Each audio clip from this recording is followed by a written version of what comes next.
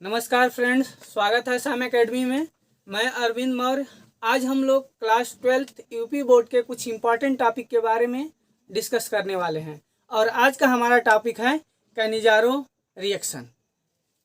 Cannizzaro reaction सबसे बड़ी बात यह है कि अब हम लोग देखेंगे कि कैनिजारो रिएक्शन होता क्या है। तो यह रिएक्शन ऐसे एल्डिहाइड देते हैं, मुख्य रूप से यह कैनिजारो रिएक्शन जो होता है वो एल्डिहाइड का रिएक्शन है। यह रिएक्शन ऐसे एल्डिहाइड देते हैं जिनमें अल्फा हाइड्रोजन परमाणु नहीं होता है। यदि ऐसे एल्डिहाइड जिनमें अल्फा हाइड्रोजन परमाणु नहीं होते हैं उनकी अभिक्रिया कास्टिक क्षारों से कराते हैं तो अल्फा एल्डिहाइड का एक परमाणु ऑक्सीकृत हो जाता है और एक परमाणु अपचयित हो जाता है। यानी कि कैनिजारो अभिक्रिया एक ऐसी अभिक्रिया है जिनमें हम लोग एल्डिहाइड के ऐसे परमाणु को लेंगे जिनमें अल्फा हाइड्रोजन न हो।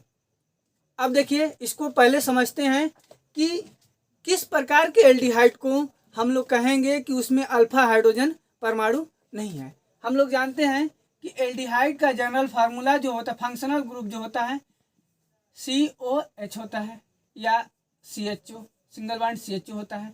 यदि इसके साथ R लग जाए तो ये जो हो गया हमारा जनरल फार्मूला हो गया।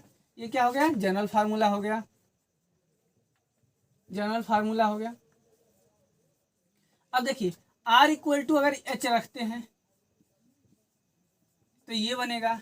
यदि R इक्वल टू, यहाँ पे देख लीजिए, R इक्वल टू H रखेंगे तो ये बनेगा।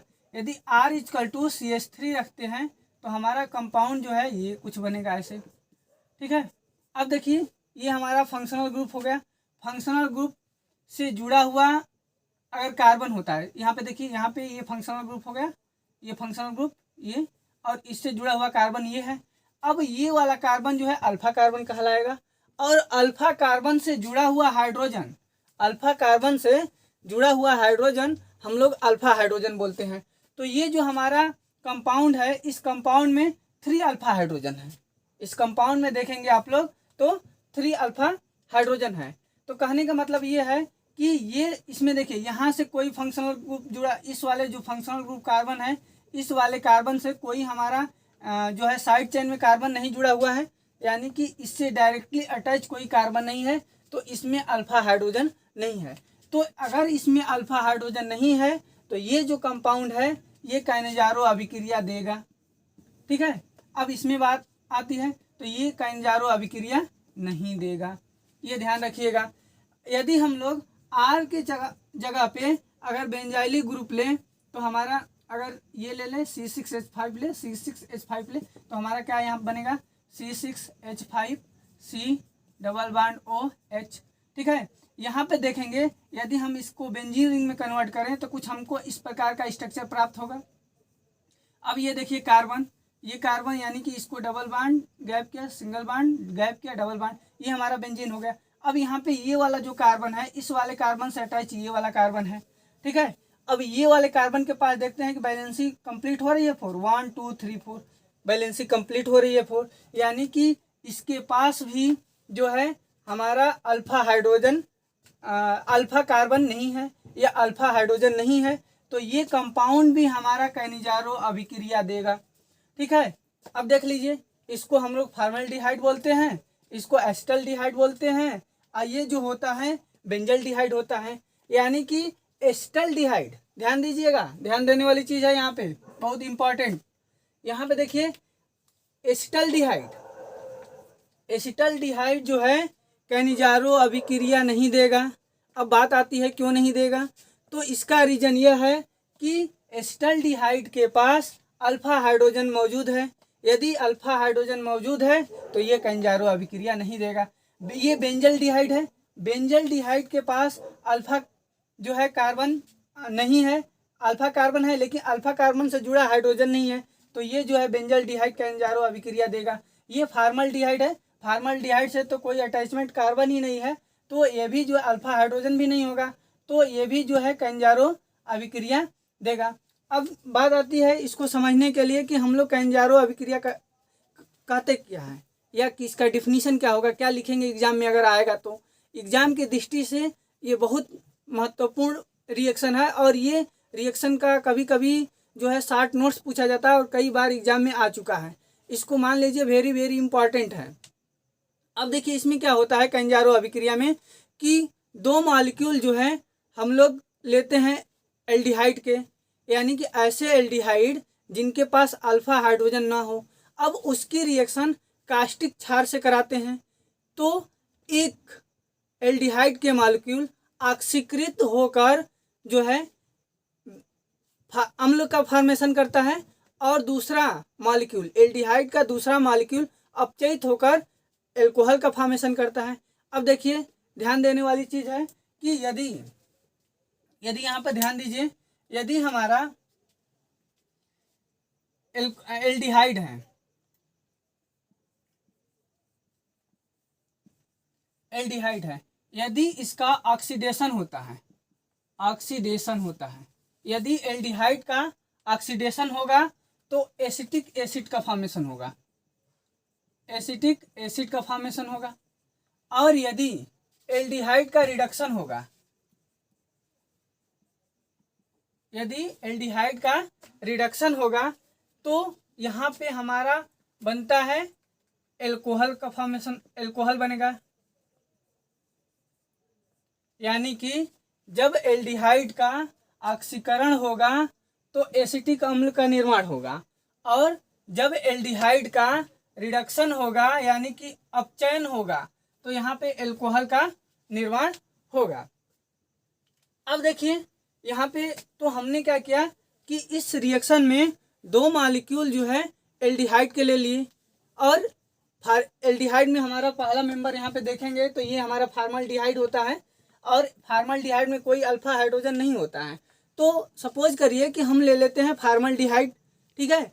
अब इसके दो मॉलिक्यूल लेंगे और दो मॉलिक्यूल को लेकर हम लोग एक रिएक्शन तैयार करेंगे, यानी कि उनकी रिएक्शन जो है कास्टिक क्षार से कराते हैं, ठीक है। कास्टिक सोडा भी बोला जाता है और कास्टिक सोडा जो है सोडियम हाइड्रॉक्साइड और पोटेशियम हाइड्रॉक्साइड, और ये जो कास्टिक जो बेस है, ठीक है, ये कंसंट्रेटेड फॉर्म में होना चाहिए, यानी कि सोडियम हाइड्रॉक्साइड जो होना चाहिए, सोडियम हाइड्रॉक्साइड या पोटेशियम हाइड्रॉक्साइड जो होगा वो कंसंट्रेटेड होना चाहिए, कंसंट्रेटेड होना चाहिए, ठीक है। अब इनकी रिएक्शन एल्डिहाइड के कराते हैं तो एक एल्डिहाइड के एक मॉलिक्यूल जो है वो ऑक्सीडाइज होकर एसिटिक एसिड में बन जाएगा और दूसरा जो मॉलिक्यूल होता है वो रिड्यूस होकर एल्कोहल में बन जाएगा। अब देखिए बात आती है कि ऑक्सीडेशन किसे कहेंगे, तो ऑक्सीडेशन के लिए और रिडक्शन के लिए ऑलरेडी हम वीडियो बना चुके हैं, लेकिन यहाँ पर भी थोड़ा सा डिस्कस करेंगे। यदि किसी परमाणु में ऑक्सीजन की वृद्धि होती है, यदि किसी परमाणु में ऑक्सीजन की वृद्धि होगी, ठीक है, या हाइड्रोजन का रिमूवल होगा या इलेक्ट्रॉन निकलेगा तो उसको हम लोग बोलेंगे कि उस परमाणु का ऑक्सीडेशन हुआ है। यदि और रिडक्शन की बात करते हैं तो यदि किसी परमाणु से ऑक्सीजन निकलता है, यदि किसी परमाणु से ऑक्सीजन निकलता है या ऑक्सीजन ना भी निकले, यदि हाइड्रोजन जुड़ता है, यदि हाइड्रोजन जुड़ता है या इलेक्ट्रॉन कहीं से आ जाते हैं तो उसको बोलेंगे उस परमाणु का रिडक्शन हुआ है, ठीक है। तो जब ऑक्सीडेशन एल्डिहाइड का ऑक्सीडेशन होगा तो एसिटिक एसिड का फॉर्मेशन होगा और एल्डिहाइड का रिडक्शन होगा तो एल्कोहल का फॉर्मेशन होगा। इस चीज को नोट कर लीजिए। अब देखिए हम लोग डिफिनीशन की तरफ चलते हैं कि इसको एग्जाम में आएगा तो लिखेंगे कैसे। तो यहाँ पे ध्यान दीजिए, ऐसे एल्डिहाइड, ऐसे एल्डिहाइड, ऐसे एल्डिहाइड जिनमें, ऐसे एल्डिहाइड जिनमें alpha hydrogen, alpha hydrogen, alpha hydrogen परमाणु, अल्फा हाइड्रोजन परमाणु नहीं होते हैं, नहीं होते हैं, होते हैं कास्टिक, कास्टिक क्षारों से अभिक्रिया करके कास्टिक क्षारों से अभिक्रिया करके एल्डिहाइड का एक मॉलिक्यूल करके एल्डिहाइड का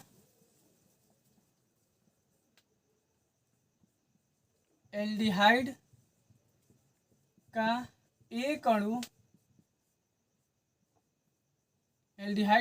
अणु ऑक्सीकृत होकर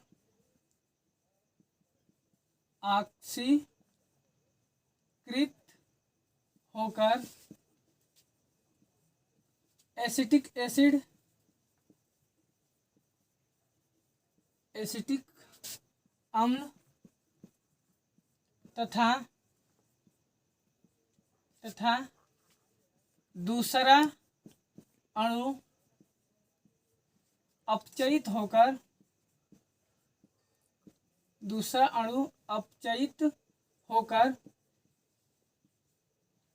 अम्ल तथा दूसरा अणु अपचयित होकर एल्कोहल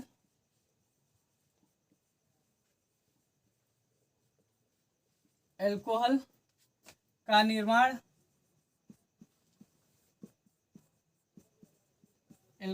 निर्माण करता है। अब देखिए इसको हम लोग फिर से ध्यान दीजिए इस पे। ऐसे एल्डिहाइड जिनमें अल्फा हाइड्रोजन परमाणु नहीं होते हैं, कास्टिक क्षारों से अभिक्रिया करके एल्डिहाइड का एक अणु ऑक्सीकृत होकर एसिटिक अम्ल तथा दूसरा अणु अपचयित होकर एल्कोहल का निर्माण करते हैं। अब हम लोग इस अभिक्रिया में यह भी देखते हैं कि इसमें एल्डिहाइड के एक अणु का ऑक्सीकरण हो रहा है, यानी कि ऑक्सीडेशन हो रहा है, और दूसरा जो अणु है या परमाणु है उनका जो है रिडक्शन हो रहा है।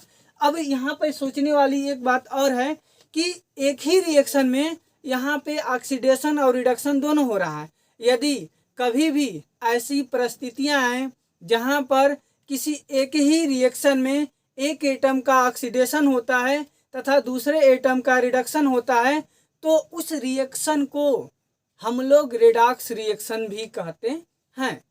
यानी कि जिनमें ऑक्सीडेशन और रिडक्शन एक साथ होता है उसको रेडॉक्स रिएक्शन बोलते हैं। अब यहाँ पर लिख सकते हैं इस अभिक्रिया को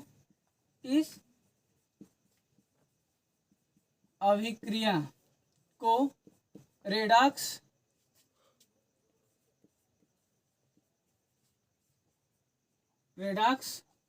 अभिक्रिया भी कहा जाता है। रेडॉक्स अभिक्रिया भी कहा जाता है।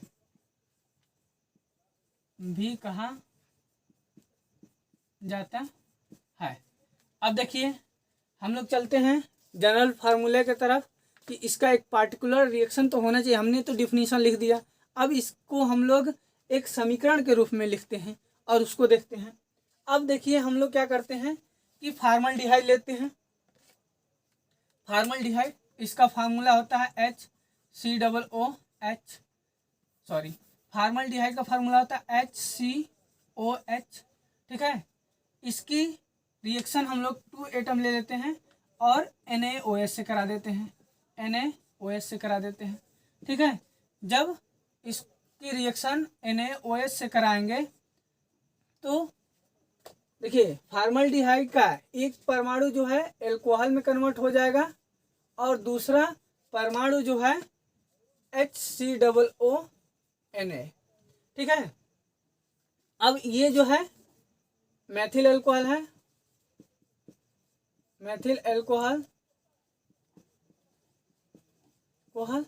और ये जो है सोडियम फॉर्मेट है।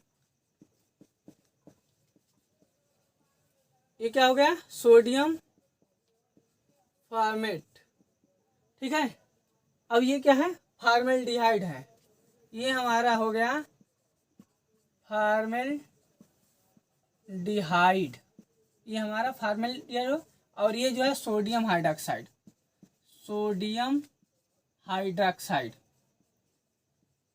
हाइड्रॉक्साइड, ये हमारा सोडियम हाइड्रॉक्साइड हो गया और ये फार्मल्डिहाइड हो गया।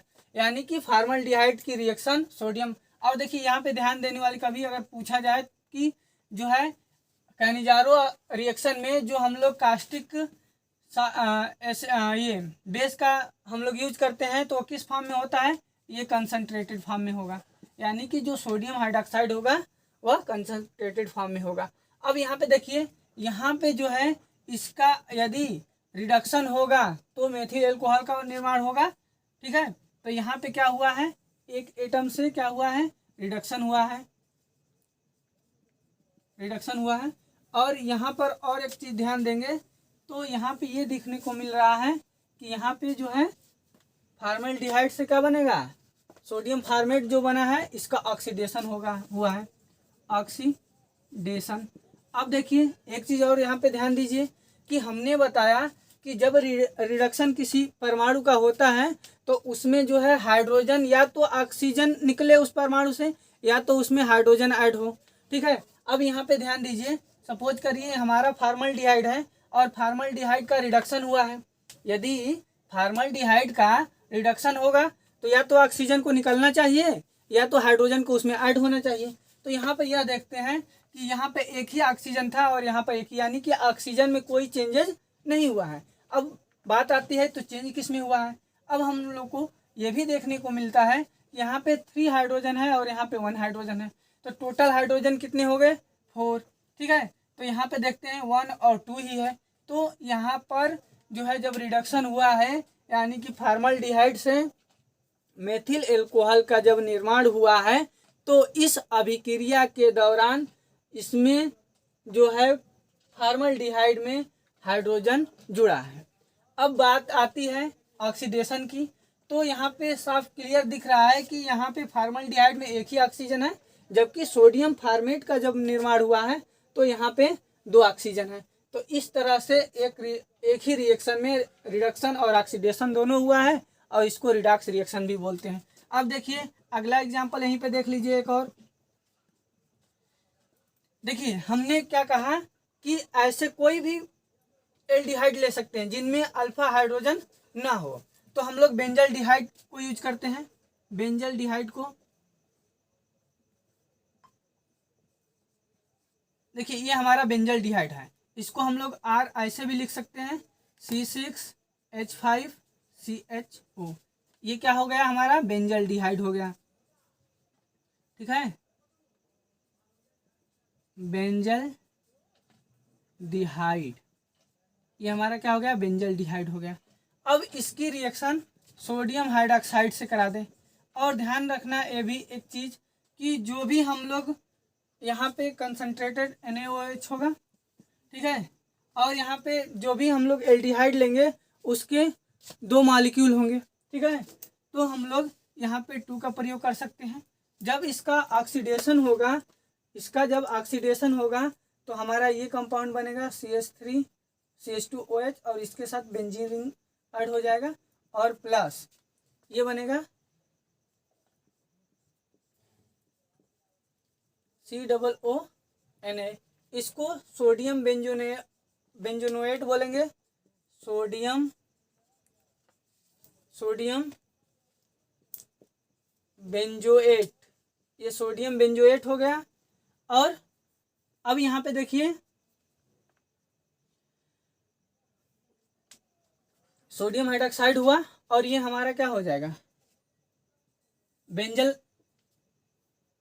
अब देखिए इसका जो है अगर हम ऐसे कॉमन नेम अगर देंगे IPSC के हिसाब से तो ये हो जाएगा बेंजिल, यानी कि क्या है, बेंजिल है और इसके साथ OH ग्रुप जुड़ा हुआ है तो ये बेंजिल एल्कोहल हो जाएगा, यानी कि बेंजिल एल्कोहल यानी कि ये हमारा बेंजिल एल्कोहल हो गया।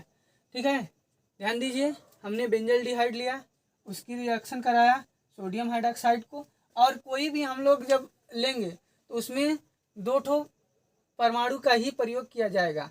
सोडियम हाइड्रॉक्साइड कंसनट्रेटेड फॉर्म में होगा तो बेंजिल एल्कोहल होगा और सोडियम बेंजोनेट होगा। ठीक है, इसको आप लोग नोट कर लीजिए।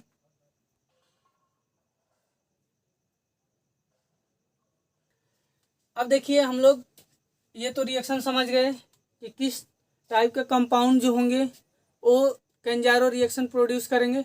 अब हम लोग इसका मैकेनिज्म देखते हैं।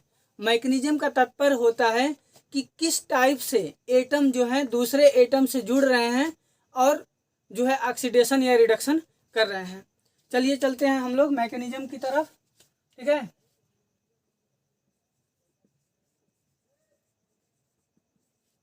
मैकेनिज्म यानी कि क्रिया विधि। क्रिया विधि। अब देखिए सबसे पहले क्या होगा, हम लेते हैं फॉर्मल्डिहाइड। ध्यान दीजिए यहाँ पे हमने क्या किया कि फॉर्मल्डिहाइड ले लिया। इसको इस फॉर्म में लिख सकते हैं, यही है, ये क्या है, यही है फॉर्मल्डिहाइड। ठीक है, अब इसकी रिएक्शन सोडियम हाइड्रॉक्साइड से करा है। ठीक है, अब ये जो सोडियम हाइड्रॉक्साइड है इसमें O पॉजिटिव और Na- होता है।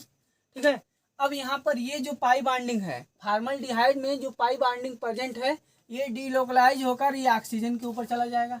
अब ऑक्सीजन पे यहाँ पे जाएगा तो ये वाला कार्बन पर, ये ऑक्सीजन पर डेल्टा माइनस आ जाएगा और इस वाले पे प्लस आ जाएगा, क्योंकि इलेक्ट्रॉन शेयरिंग के इलेक्ट्रॉन ऑक्सीजन ले लिया। अब क्या होगा कि हाइड्रॉक्साइड जो है यहाँ पे अटैक करेगा, और जब ये अटैक करेगा तो कुछ इस प्रकार के कंपाउंड बनेंगे, O- H OH और H हो गया। अब इसकी रिएक्शन ध्यान दीजिए, फिर इसकी रिएक्शन, फिर हमने क्या किया कि यहाँ पे रिएक्शन में हम लोग देखे थे कि 2 परमाणु जो है हमने फॉर्मल्डिहाइड का लिया था। अब यहाँ पर एक परमाणु और हम लोग यूज करते हैं यहाँ पे। अब देखिए, अब जैसे ही ये वाला इलेक्ट्रॉन फिर से ये जो है बॉन्डिंग में पार्टिसिपेट होगा तो कार्बन की वैलेंसी डिस्ट्रॉय हो जाएगी। अब कार्बन की वैलेंसी डिस्ट्रॉय होगी तो कार्बन किसी को हटाना चाहेगा। अब हाइड्रॉक्सी जो है स्ट्रांगेस्ट ग्रुप है तो ये जल्द हट नहीं सकता है। अब क्या करेगा कि ये वाला हाइड्रोजन जो है इलेक्ट्रॉन लेकर, कार्बन से इलेक्ट्रॉन लेकर वो जो है सेपरेट हो जाएगा। अब क्या होगा, यहाँ पर भी वही क्रिया होगी, बॉन्डिंग डीलोकलाइज होगा और डीलोकलाइजेशन का जो इलेक्ट्रॉन है ऑक्सीजन के पास होगा, इस पर प्लस चार्ज आएगा और ये वाला हाइड्रोजन जो है हाइड्रोजन यहाँ पर अटैक करेगा।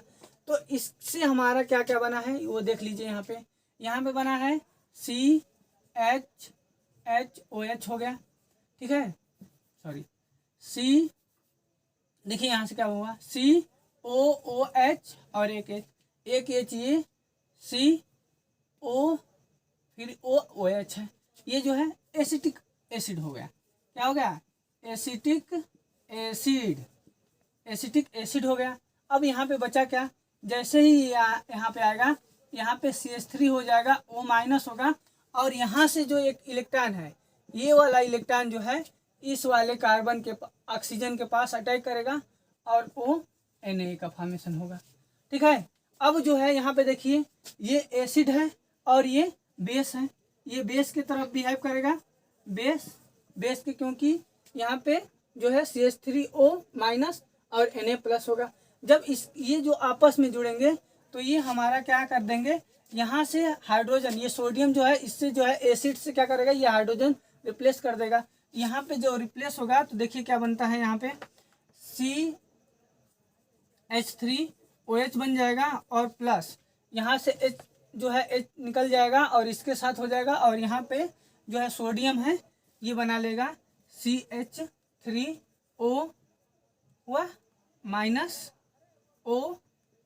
यहाँ पे देखिए, यहाँ पे HCOO और Na बना है, Na+A- हो जाएगा। ठीक है, ये हो गया हमारा सोडियम फॉर्मेट।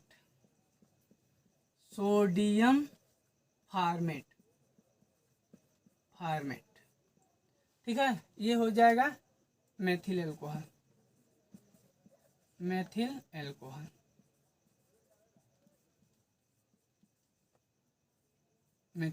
हो गया। अब देखिए फिर से आप लोग समझ लीजिए, यहाँ पे हम लोग ये भी कह सकते हैं कि यह जो रिएक्शन है एसिड बेस रिएक्शन है और इस प्रकार के जो रिएक्शन को हम लोग, ठीक है, डिस्प्रोपोर्शनल रिएक्शन भी बोलते हैं। जो रिएक्शन एसिड और बेस से होता है इसको हम लोग डिस्प्रोपोर्शनल रिएक्शन भी बोला जाता है। अब देखिए फिर से इसको मैकेनिज्म को समझिए। हमने बताया कि जो है ये फॉर्मल्डिहाइड के मॉलिक्यूल है। फॉर्मल्डिहाइड के मॉलिक्यूल सोडियम हाइड्रोक्साइड से रिएक्ट किया और हमारे इस प्रकार के कंपाउंड बने। यहाँ पे क्या हुआ, ऑक्सीजन डीलोकलाइज, यहाँ पे पाई बॉन्डिंग जो इलेक्ट्रॉन है, ठीक है, डीलोकलाइज होकर ऑक्सीजन के पास चला गया। जब डीलोकलाइजेशन यहाँ पे हुआ है तो ऑक्सीजन पे माइनस चार्ज आ जाएगा और कार्बन पे प्लस। जब कार्बन पे प्लस चार्ज आ जाएगा तो यहाँ से माइग्रेट करेगा ये हाइड्रॉक्सी, यहाँ पे अटैक करेगा क्योंकि हाइड्रॉक्सी के पास माइनस चार्ज है। फिर यहाँ से प्लस करके ये वाला, अब देखिए ये कंपाउंड बना है। यहाँ से जो है फिर फॉर्मल्डिहाइड के 2 मॉलिक्यूल लिए थे, एक मॉलिक्यूल फिर से यहाँ पे अटैक करेगा और यहाँ पे जब अटैक करेगा तो कुछ इस प्रकार से यहाँ पे होगा, डीलोकलाइजेशन होगा, ठीक है, डीलोकलाइजेशन होगा और यहाँ पे देखिए डीलोकलाइजेशन होगा तो ये हो जाएगा। अब देखिए यहाँ पे जाएगा तो यहाँ प्लस हो जाएगा। अब ये जो है इसकी बैलेंसिंग डिस्टर्ब हो रही है तो ये हाइड्रोजन को रिमूव कर देगा और वो भी हाइड्राइड आयन के रूप में रिमूव करेगा। तो ये जो हाइड्राइड आयन के रूप में रिमूव करेगा तो ये जो है हमारा एसिड का फॉर्मेशन हो जाएगा, एसिटिक एसिड हो जाएगा और ये जो है कुछ इस तरह से बेस प्रोड्यूस करेगा। अब देखिए ये एसिड और बेस की रिएक्शन से हम लोग मेथिल एल्कोहल और सोडियम फॉर्मेट का निर्माण किए। तो ये हमारा कंप्लीट जो है कैनिजारो अभिक्रिया का जो है ये मैकेनिज्म है। देखिए कैनिजारो अभिक्रिया जो है कई टाइप की होती है, लेकिन 12th के सिलेबस में हमको केवल जो है आएगा तो इस पर 60 नोट्स आएगा कैनिजारो अभिक्रिया। कैनिजारो अभिक्रिया में एक और होता है क्रॉस कैनिजारो अभिक्रिया, ठीक है। अब क्रॉस कैनिजारो अभिक्रिया में हम थोड़ा सा हिंट आप लोग को दे रहे हैं कि देखिए इसमें क्या होगा कि वैसे ही होगा कि ऐसे ही एल्डिहाइड उसमें भी क्रॉस कैनिजारो अभिक्रिया देंगे जिनमें अल्फा हाइड्रोजन ना हो। अब इसमें क्या होगा, इसमें फॉर्मल्डिहाइड